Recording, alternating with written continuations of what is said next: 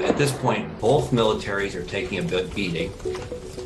Both Ukraine and Russia seem to be losing. And now it's going to be a question of who can survive and who can lose last.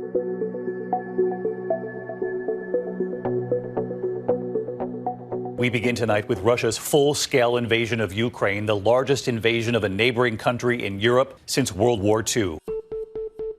Since Russia invaded Ukraine on February 24th, both sides have seen limited progress while enduring massive casualties. For the Russians, it's a fight to hold on and to keep the territory that they've gotten, to be able to recruit the kinds of military personnel that they need to continue this fight.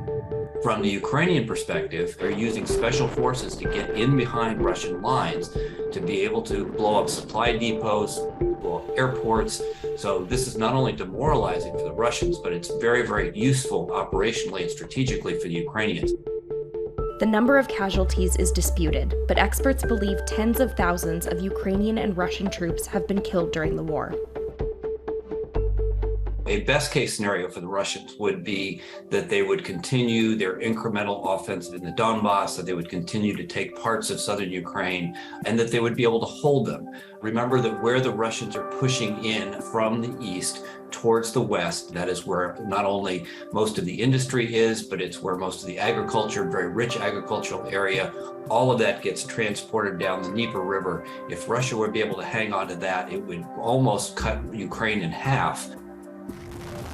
The U.S., among other nations, has contributed billions of dollars in support to Ukraine, paying for ammunition, armored vehicles, and advanced surface-to-air missiles.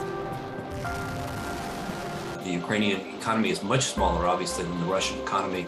They don't have oil propping them up the way the Russians do. If Western support wanes, then there's a real possibility here that Ukraine's and Zelensky get put into a very difficult position where they would have to sue for peace. As of now, there's nothing that can be seen that would bring Putin to the negotiating table. He does not have everything he wants. He wants to take all of Ukraine. And if he takes anything less than all of Ukraine, it will be a personal humiliation. It will be end of a dream to reunify old Russia. Negotiations from both countries have revolved around ceasefires and humanitarian aid, but no substantive peace talks have been held between the two nations. It's always difficult to predict the future. It's especially difficult to predict the course of wars. So how long does that last? Is it months? It could be months before we see some sort of resolution if the Ukrainians are able to continue this fight in the rear areas of Russia. But it could be, and the U.S. government is preparing for a war that will last years.